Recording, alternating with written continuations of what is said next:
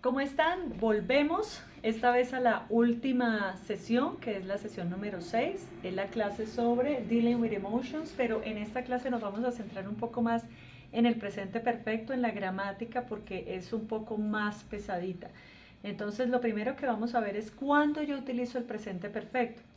El presente perfecto es lo mismo que en español cuando yo digo yo he hecho algo. Si se dan cuenta, hay dos verbos que estoy utilizando. Un verbo que es un auxiliar, en este caso el o el han o el hemos, y en el segundo verbo es el verbo principal.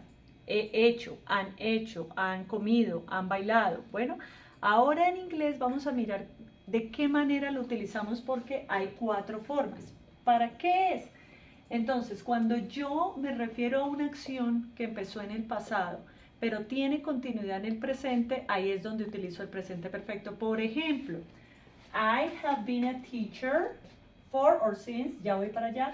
Yo he sido una profesora por 15 años. Es decir, hace 15 años inicié y aún me dedico a esta profesión. Esa es una forma de decir for, ¿no? Entonces utilizo, si hablo de los años que llevo, digo for. Bueno, pero también puedo decir I have been a teacher since, y en este caso desde, y en este caso utilizo el año. Bueno, entonces puedo utilizar for o since. For, los años que llevo, los meses que llevo, los días que llevo, y since, desde la fecha en que inició. Bueno, entonces, ¿para cuándo lo utilizo acá? Para hablar de algo que empezó en el pasado y tiene vigencia en el presente. Yo he sido profesora por 15 años. Hace 15 años inicié, pero aún me dedico a ello. Bueno, entonces esa es la primera. En la segunda, she has eaten a lot of candies, that's why she felt sick. Cuando algo ha pasado recientemente, pero tiene una consecuencia en el presente. Entonces, ella ha comido, ¿se dan cuenta? Verbo auxiliar, ha, y verbo principal, comido, en participio, ya vamos a explicar un poquito más esto. She has eaten a lot of candies, that's why she felt sick. Ella ha comido muchos dulces, es por esta razón que ella se siente enferma. Entonces, debido a algo que ha pasado recientemente, hay una consecuencia. ¿Cuándo? En el presente. ¿Listo? Entonces, para eso utilizamos también el presente perfecto. Ya vamos un poquito más a detallar la gramática. Por ahora queremos concentrarnos en para qué lo utilizamos. They have studied a lot recently. Ellos han estudiado, volvemos, dos verbos, el auxiliar y el verbo principal. A lot recently. Ellos han estudiado mucho recientemente. Una acción que acabó hace poco. Entonces es cuando, pero no tengo una fecha exacta, no quiero o no es importante decir exactamente en qué fecha acabó, pero hace poco, ¿listo? Entonces cuando hablo de algo que acabó recientemente, no utilizo el pasado simple, sino el presente perfecto. Ellos han estudiado mucho recientemente. Bueno, y la última es cuando hablo de experiencias de vida. They have traveled to US. I have traveled to US many times. Yo he viajado a los Estados Unidos muchas veces. Es una experiencia de vida porque empecé, no estoy especificando, empecé en el pasado, en algún momento, ¿cierto? Y aún sigo viva, es decir, que aún lo puedo experimentar. Por ende, puedo seguir teniendo esa experiencia. Entonces, cuando tengo experiencias, utilizo experiencias de vida que empezaron, pero que aún en el pasado, pero que aún puedo seguir experimentándolas, presente perfecto. Entonces, retomemos. Cuando algo inicia en el pasado, pero tiene vigencia en el presente. Inicia algo, pero todavía sigue vigente.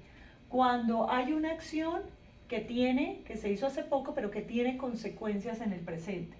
Cuando es una acción que acaba de pasar, pero no me comprometo con decir exactamente cuándo, recientemente. Fíjense que utilizo esta expresión. Y cuando hablo de experiencias de vida. ¿Listo? Ahora vamos a ver un poquito la gramática, cómo funcionan los verbos y cómo funcionan las conjugaciones cuando hablamos de presente perfecto. Ya les había dicho que teníamos dos verbos, un auxiliar y uno que es el verbo principal, que en este caso es un participio, bueno, o un perfecto, por eso se llama presente perfecto. El presente es el ha, yo he comido, ellos han hecho. Entonces ese ha, ese he, ¿en dónde va representado en inglés? ¿En el have o en el has? Ambos significan lo mismo, solo que para estas personas, I, yo, you, usted del singular, they, ellos, we, nosotros, y you, ustedes del plural, vamos a utilizar have, que en este caso significa o a, o han, o hemos, de acuerdo a cómo vaya conjugado con la persona.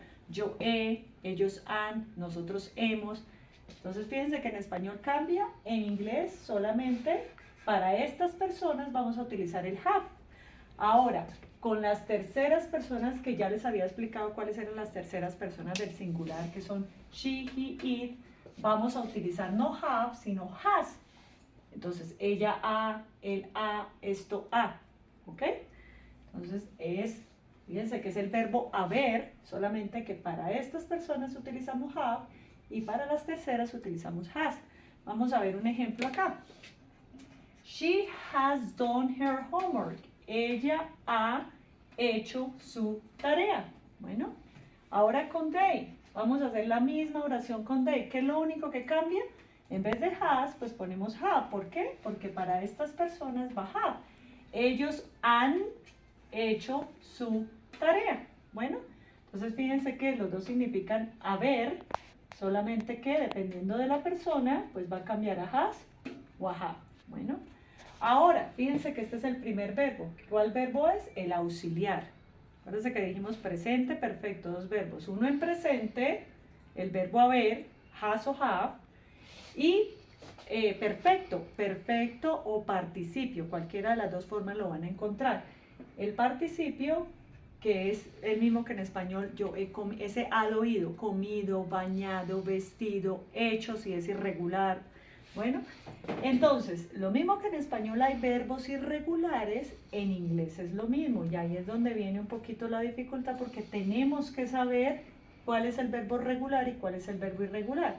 Por ejemplo, este verbo es un verbo irregular. Si fuera un verbo regular, lo único que yo tengo que hacer es agregarle la ed al final del verbo. Por ejemplo, ella ha jugado. Entonces, she, ¿cómo decimos a? Has, ¿no? Porque es tercera persona, acuérdense, para estos has. Ella ha jugado. Jugar es play, pero play es un verbo regular. Como es un verbo regular, lo único que hago es agregarle la ed. Y me queda, ella ha jugado. Bueno, ella ha jugado mucho recientemente. A lot recently. Bueno, entonces, ¿por qué es tan importante esta parte? Porque ya sabemos que si es regular, pues no hay ningún pleito ni ningún conflicto, solamente le agrego ed. Pero cuando el verbo es irregular, sí tenemos que saber cómo se conjuga ese verbo. Y ahí es donde tenemos que, mientras nos aprendemos, porque la idea es aprendernos cuáles son los verbos irregulares, pues vamos y los buscamos verbos irregulares. Pueden escribirlos así y les va a salir algo parecido a esto. Bueno, les va a salir el verbo en presente, el verbo en pasado y el verbo en participio. Y esta tercera columna es la que pertenece a este tiempo. No es ni esta ni esta. Esta es la de los irregulares participios. Bueno, es decir, los que si en español los tuviéramos sería los que les acabé de decir, comido, bailado. Entonces, en presente, ¿cuál es el verbo? Do y das, que es el verbo hacer, ¿cierto? ¿Y por qué do y das? Acuérdense que les decía que en estas personas, digo do, cuando es una oración afirmativa en presente, por eso está presente, yo hago la tarea. I do the homework. Do. Ella hace la tarea. She does the homework. Por eso ponemos los dos. Bueno, si son estos o si son estos. Entonces, do para estos y das para estos. Pero ese no es el tiempo que estamos utilizando, simplemente es para que recuerden. Bueno, entonces, ¿qué significa esto? Hacer. Bueno, ahora si lo pasamos a pasado, yo hice la tarea. I did the homework. Bueno, pero fíjense, lo que estamos viendo es ella ha, o él ha, o nosotros hemos hecho la tarea. Entonces, ¿a dónde nos vamos? A acá. Y ahí es donde van a revisar la listica de verbos irregulares para saber cuáles son los irregulares. Como les dije, los regulares no tienen problema porque solamente les agrego ed. Pero los irregulares es donde sí tenemos que revisar. Otro ejemplo, por ejemplo, Put, poner, poner, y es muy curioso, este verbo queda exactamente igual en todas. I put and put. Yo puse, yo pongo este marcador en el sitio. I put this marker on the place. Yo pongo este marcador en el sitio. Yo puse este marcador en el sitio. I put this marker on the place yesterday. Ahí hago referencia a cuando lo hice. Yo he puesto el marcador en el sitio. I have put this marker on the place recently. Fíjense que esas últimas asociaciones son las que me hacen saber esos últimos tiempos, es que utiliza el recently, que utiliza yesterday, me dicen exactamente dónde es. Yo pongo esto ahora. Yo puse esto ayer, yesterday. Yo he puesto esto recently, hace poco, recientemente. No me comprometo exactamente con en qué momento, pero recientemente, que abarca un espectro un poco más amplio.